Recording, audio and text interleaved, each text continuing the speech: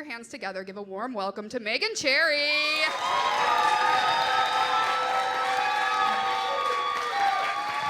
Oh, thank you all. Thank you all. Oh.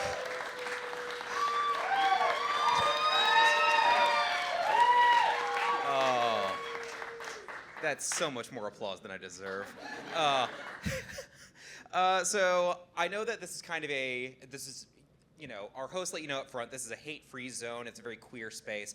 However, I do have some jokes about astrology, so if anyone needs to leave the room, you've got about 5 minutes. Just, grab a drink. It'll be okay. So I really try not to have a beef with astrology because it is ultimately harmless. It's a fine thing, but as a queer woman in Seattle who doesn't care about it, it's also the bane of my existence. I really just have never been able to understand it. It just seems like there's a lot of rules, there's a lot of math. It's a huge time sink and money sink. It just seems like Magic the Gathering for lesbians. And the one commonality among everyone I have ever talked to about astrology is that they do astrology a little differently.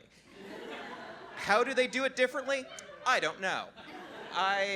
I have spent at least a week of my life politely nodding my head as all of Seattle's queers have explained their personal methodologies to me, and as far as I can tell, the queers just found a way to gentrify stereotypes. Like, as a human race, we've all been staring up at the same stars for millennia, and at some point we decided, people born in August are narcissists. Like, but I also, I do still date women who primarily practice astrology, and that's a fun way of putting it. And that's really because if I went onto a lesbian dating app and could click no astrology, it would just be a bunch of self-depreciating stand-up comedians with image issues and like, God, no. I do try and be mindful of, what I sort of bring to the table as in the dating scene in Seattle. I know I'm not A+ material, but for instance, I get the hiccups a lot. I'm very susceptible to the hiccups, which no one finds attractive. Like, I have spent a lot of time looking through the world of online pornography. No one has a hiccup fetish. It's never happened. It's the one thing everyone agrees is like, ugh, no. I think the hiccups are so frustrating because they tell us that it's like, you need 10,000 hours of practice to master a skill.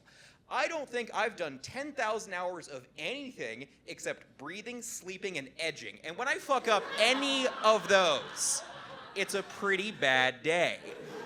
And for some reason, every cure to the hiccups is coded as a riddle.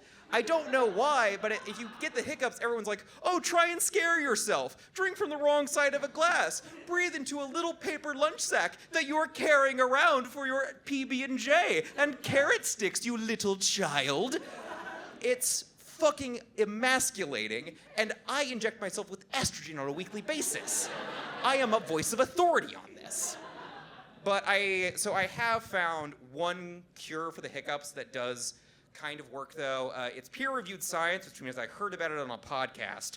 And the key to it is, since the hiccups are such an embarrassing, emasculating malady, the cure does have to be equally embarrassing and emasculating. So I'm going to go ahead and demonstrate it for you tonight, and you can pick up these skills. And my sacrifice is for all of you. So the first thing you're going to need to do is focus on the hiccup energy that's kind of in your chest, Feel it when what's coming up. What you gotta do, you gotta hold that feeling in. You've really just gotta hold it, get it close.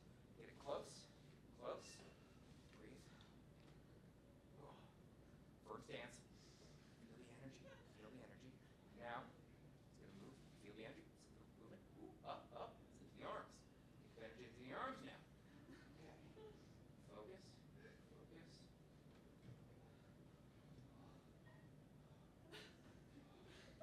Hadouken! Thank you all very much. Thanks, Sherry. Have a great Night.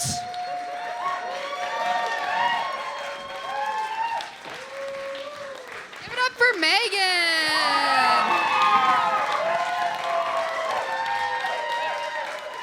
She does not bring all that stuff to open mics. I just looked back and I was like, there's been an emergency. It was really cool.